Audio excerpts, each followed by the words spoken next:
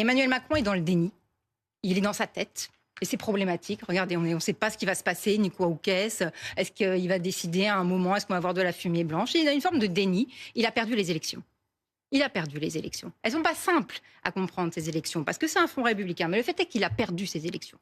De l'autre côté, il y a une autre forme de déni, mais je crois que la gauche, maintenant, faut qu'elle soit responsable.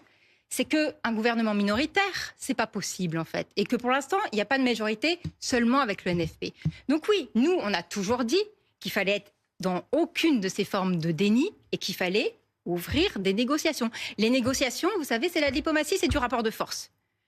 Quand on veut augmenter le salaire des Français, quand on veut sauver l'hôpital public, quand on veut sauver l'école publique, quand on veut réindustrialiser le pays, quand on veut faire les SF, je vais vous dire, et je vous parle en tant que parlementaire européenne qui négocie avec la droite, les yeux dans les yeux, jamais vous perdez une occasion de négocier et de faire du rapport de force pour faire passer des mesures qui peuvent faire du bien aux Français. Jamais. Donc oui, moi je pense que c'est ce qu'il aurait fallu faire.